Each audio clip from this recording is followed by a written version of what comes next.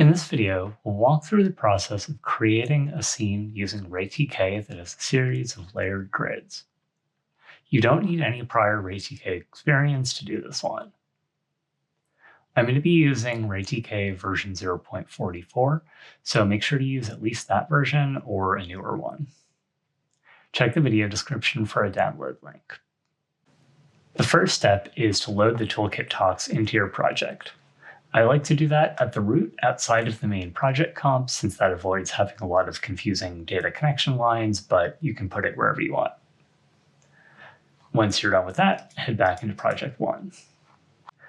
Open RayTK's palette with the shortcut Alt-R and create a RayMarch Render 3D. And then drag out from the first output and create a null top so you can see the rendered image.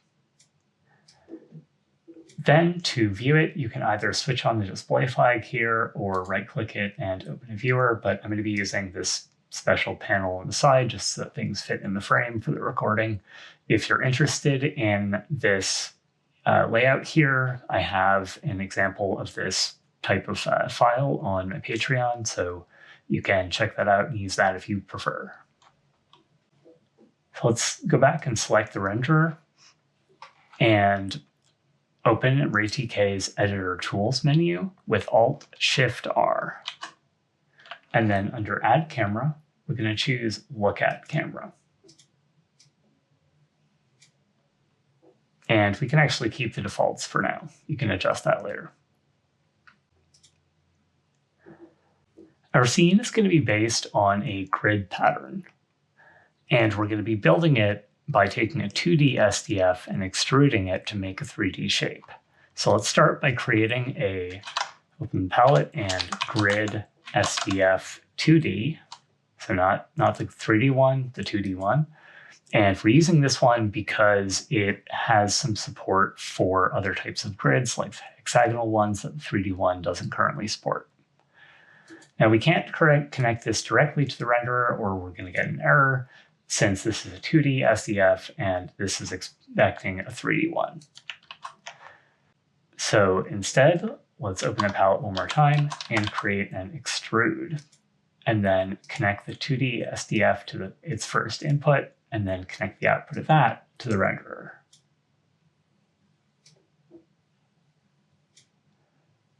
Then let's focus on the grid. Over on the grid, we can change the shape from square to hexagon, or you can use one of the other ones if you like. And then change the format from cell interiors to cell edges. This is going to give us just those dividing lines between the cells and not filling in the actual cells. Then increase the spacing just a little bit to maybe around 0.05, just give it a little bit of thickness. The next part is optional, but I think it adds something interesting to the scene. The goal is to have the edges of the grid get narrower as it gets to the front or at the back of the slice. Right now, we're using an extrude, which takes the 2D cross-section and just extends it to create depth. So it doesn't, at least currently, have the ability to add any kind of tapering. So instead, we can do that using another operator called slice. It's sort of like an inverse of an extrude, where it takes a single slice of a 3D shape with a little bit of depth to it. But it also supports smoothing of the edges of the slice. So first, we need to adjust our extrude so that it goes far enough that the slice won't be cut off prematurely. So over on the extrude, we're going to switch on infinite height. And things are going to look kind of messed up, but that's just because it's currently going all the way past the camera, so we're going to need to cut that down a bit. So then let's create a slice operator. And we're going to insert that after the extrude.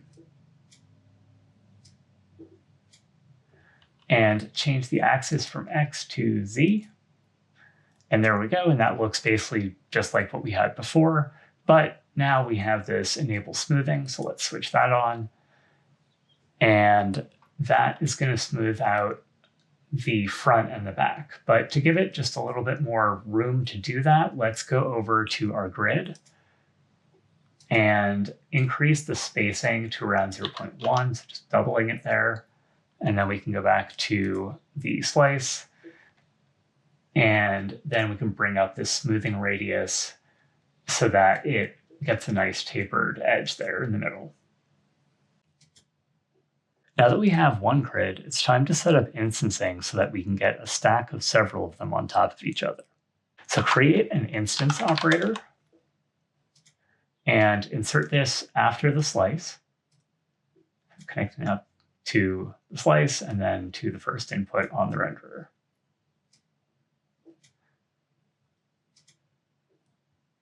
On the instance, let's increase the count to around 4. You can do different numbers if you like, but I'm just going to go with 4. Right now, even though it doesn't look like it, we are actually getting 4 copies of this. They're just all directly sitting on top of each other, so it looks just like when there was one. So we need to separate out those layers. So let's create a range transform and insert that before the instance, just connecting it to the slice there and then to the instance. And then we need to tell it to apply this range based on the instance. So select the instance operator and then open the editor tools menu with Alt-Shift-R, and then under reference variable,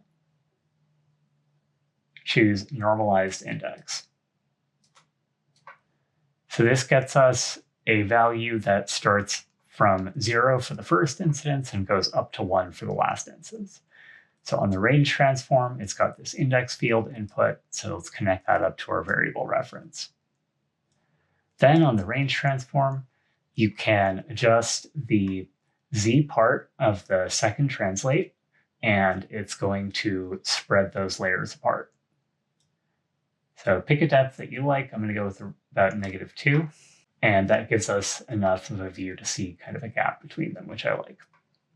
If you want to learn more about what this variable reference is and how it works, I recommend checking out the variables video from the intro series. Next, we're going to use this same variable to make the bars of the grids in the back thicker than the ones in the front. To make a copy of this variable reference, so copy and paste, and you could actually use the same one and try to share it, and it won't really have an impact on performance since variable references are basically free, but it just visually is going to help keep the network a little bit cleaner. So I'm going to bring that over near our grid and then go focus on that. So as we said before, this variable reference gives us a value that starts at 0 and then goes to 1 for the back layer. So we need to map that to a range of thicknesses.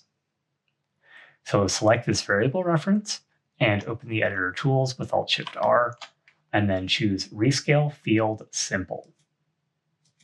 To connect the output of that to the grid input and to the spacing input, and make sure to mouse over the different inputs to make sure you're getting the right one. The ordering of these might change in different versions of the toolkit, so it's important to make sure you're connecting the right thing. As we said before, the range of values coming out of this variable reference is already going to be 0 to 1, so we don't need to change the input range here. What we need to do is change the output range. On the first part here, let's set that output range to around 0.1. And then for the thickness for the last layer in the back, decrease that down to something like 0.4, 0.5. Next, we'll do something similar for color, this time using a wave that goes across that series of layers. Create an assign color and insert that after the grid SDF.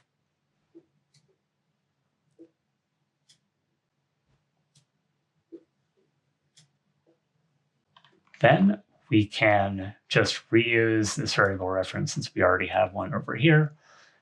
And let's open the palette and create a wave field. and connect that variable reference to its first input, the coordinate input. Then we're just going to do a little optimization trick. So right-click on the wave field's wave parameter and choose toggle read only. And that will kind of bake that selection into the shader. It's going to make things a little bit faster. If you're curious about how that works and why that works, I recommend looking at the third video in the optimization series. To map this to a range of colors, just select the wave field, open the editor tools with Alt-Shift-R, and then choose Map to Color Range. Or you could create a color ramp field yourself and wire it up.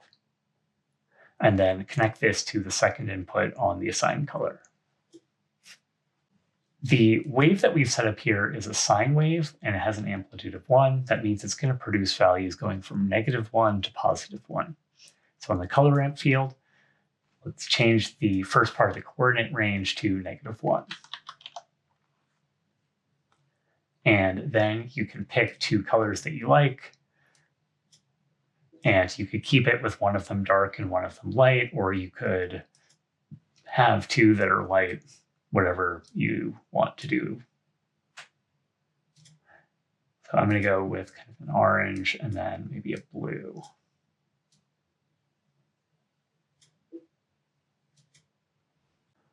Then on the wave field, you can try adjusting the phase, and that's going to shift that pattern across the instances. You can also change the period.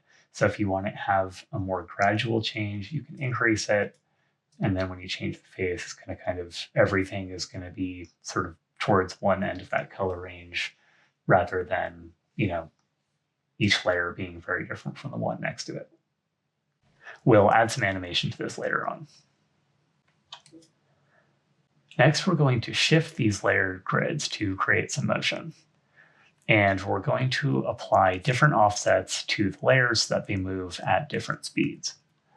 Now we could do this in the range transform because remember, we're using this to apply different transforms to the first layer in the front and the layer in the back. So you could use the X parameter there to change that to move the front one, and then use the second X to change the one in the back, and so on. But it's kind of useful to be able to switch that shifting behavior on and off without also changing how the layers are separated from each other. So instead of just using this range transform, let's make a copy of that. So just copy and paste, connect the first range transform to its input, and then connect the output to the instance operator. And then on the translate for the second one, just clear out that Z to 0. So now we can adjust the X and the Y of the translate on that, and it's going to shift those patterns around. We'll add some animation to these offsets later on. Next, let's set up a simple material. We're not going to go into a ton of depth on this, but just enough that we can kind of customize the look a bit. Create a modular mat and connect the instance to its first input.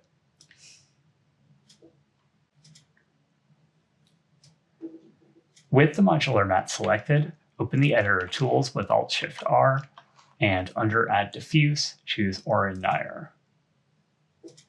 And then select the modular mat again, open the editor tools, Alt-Shift-R, under Add Specular, choose GGX. And then we're going to do this optimization trick again, and we're going to do it using the editor tools this time. So select both the diffuse and the specular contrib, open the editor tools with Alt-Shift-R, and then under a lock parameter, we're going to choose method. So this is going to bake that selection of which type of shading into both of those operators and make things faster. So once we've done that, let's connect up our modular mat to the renderer. Before we start tuning the material, let's add our own light instead of using the default one that's built into the renderer. So select the RayMarch Render 3D, open the editor tools with Alt-Shift-R, and then under Add Light, I'm going to choose Point Light.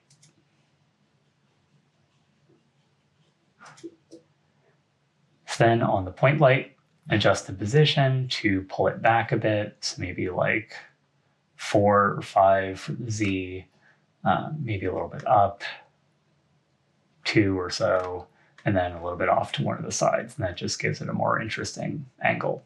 So maybe 2, 2, and 4. Then head over to the diffuse contrib, and we can adjust the roughness there and albedo to kind of tune that look. So if we want to have kind of a broader, flatter shading, we're going to have higher roughness. You can also adjust the color of that so that it's a little bit different between the diffuse and the specular. Then on the specular, you can do basically the same thing, increase the Fresnel, and then adjust the roughness. So if you want to have things kind of shinier, then you're going to have lower roughness. If you want to have it more flat, then you have higher roughness. And again, you can kind of tune the color here a little bit if you want to tweak it and have things have a different tint to the shiny parts and so on. But I'm just going to kind of leave that as it is. The last step is to add some animation, and we're going to do that in 2 places: the color and the shifting of the layers. So let's start with the color. And we're going to do it on this wave field. So select the wave field, open the editor tools with Alt-Shift-R, and then under Animate with Speed, choose Phase. It's going to create a speed generator and connect that up there. You can adjust the parameters here to get it moving however you want. If you want to have kind of a larger range for this slider, you can increase the first part of the speed here, and then things will be pretty fast when that slider is high and then slower when it's lower. So tune that however you like, and then we'll move on to the layer shifting. Now remember here, we're using the first range transform to separate the layers on the Z-axis. So we're going to use the second one to do our shifting of the layers on the X and the Y. When we do that, we need to make sure not to change the Z for either of those, or the layers are going to drift apart. So rather than using the editor tools, we'll set this one up manually. So open the palette and create a speed generator. And then drag out from the output and create a null chop. Then on the speed generator, we're going to replace the name here with TX1, TY1, and then TX2, TY2. So that will give us 4 different channels here. Then we can toggle the viewer active button on the chop, select our range transform, and then drag this first channel onto the first part of Translate 1, choose chop reference, and then do the same thing for Y, and then do the same thing for the second X and Y.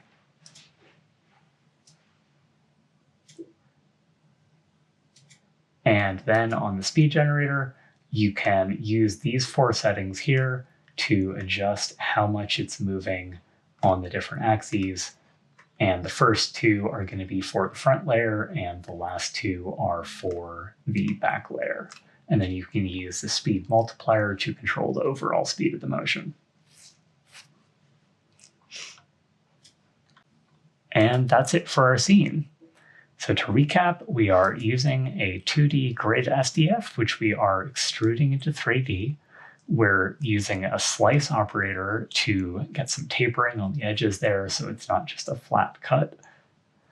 And then we are instancing that grid to create layers. We're separating them with a range transform that's moving the last one further back on the Z-axis. Then we are using the index of the instance to control the thickness so that the back ones are thicker than the ones in the front. And then we're doing something similar with the color, where we're applying a wave field to those instance numbers, mapping it to a color range, and then assigning that to the surface. Then we're using another range transform here to get the layers shifting to create that motion. Then we're adding a modular material with diffused and specular shading And finally, we are rendering it using ray marching. There are a bunch of directions that you could take this. You could try different types of grids on the grid SDF, or even try other types of repeating 2D SDFs, or you could use sine waves to make them ripple forwards and backwards, or use different blending modes between them in the instance to kind of merge them together in different ways, and so on. Anyways, I look forward to seeing what you all do with this one. If you post on social media, use the RayTK hashtag. And at least on Instagram, you can tag me if you want to show off your work. If you want to support RayTK development, subscribe to my Patreon. You'll get early access to tutorials, scene file downloads, Discord access, and a bunch of other stuff. And even if you don't want to pay, you can subscribe for free as a way to get announcements about the toolkit. Feel free to reach out if you have questions. I'll put links for that in the description. Anyway, thanks for watching, and make sure to like and subscribe.